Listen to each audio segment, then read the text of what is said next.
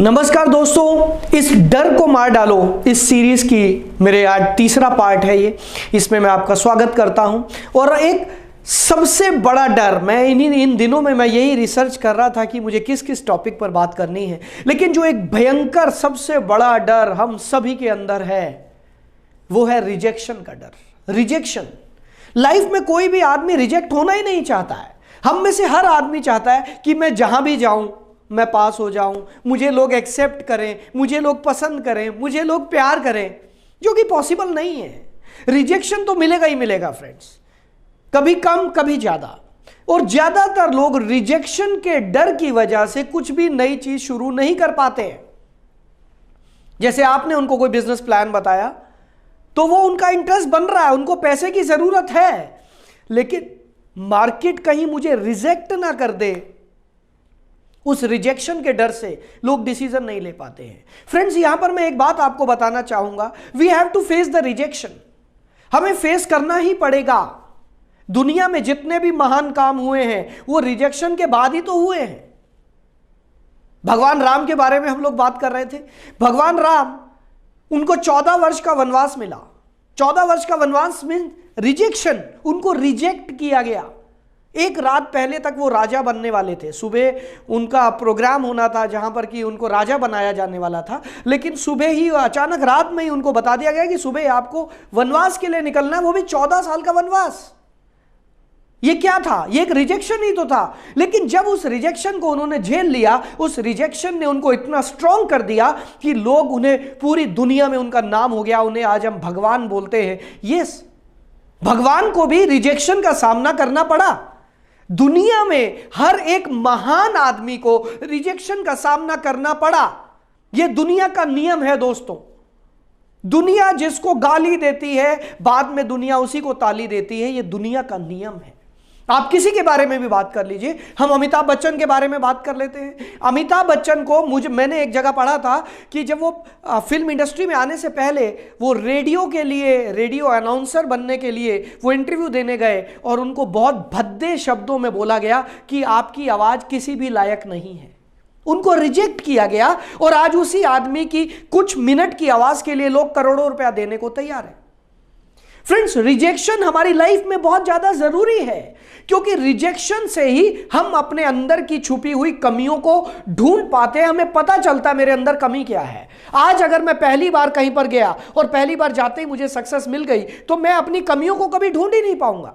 हम अपनी कमियों को तभी ढूंढ पाते हैं जब मैं एक जगह पर गया, मुझे रिजेक्शन मिला, तो वापिस आकर मैं सोचता हूं कि मेरे को रिजेक्शन क्यों मिला, और जब मैं सोचता हूं मुझे रिजेक्शन क्यों मिला तो मैं अपनी कमियों को दूर करने की कोशिश करता हूं। तो कुल मिलाकर रिजेक्शन हमें और ज्यादा स्ट्रॉन्ग करने का तरीका है। कुल मिलाकर रिजेक्शन हमारे को इंटरनली मजबूत बनाता है फ्रेंड्स। सो रिजेक्शन से डरना नहीं है। और मैंने एक चीज देखी है, नेटवर्क मार्केटिंग की अगर मैं बात करूं, ज्यादातर लोग कई कई साल तक प्लान नहीं दिखा पाते हैं, प्रेजेंटेशन नहीं करते, अपलाइन के कंधे पर बोझ बने रहते हैं। ये वो लोग हैं जो रिजेक्शन से डरते हैं। सर आप प्लान दिखा दो ना प्लीज।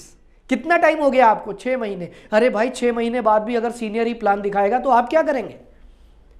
बहुत सारे लोग डिसीजन लेने में डरते हैं। अगर मेरा काम नहीं चला तो भाई साहब एक चीज ध्यान रख लेना, आपको फायदा ही होगा। या तो आप पैसा कमाएंगे, नहीं तो आप एक्सपीरियंस कमाएंगे।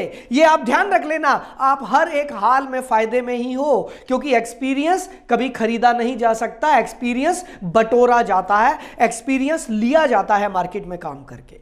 सो रिजेक्शन से कैसे डरना। और दोस्तों ये एक बात मैं आपको बता दूं, सक्सेस कैसे मिलती है। सक्सेस मिलने का एक ही तरीका है, बार बार फेल होकर ही सक्सेस मिलती है।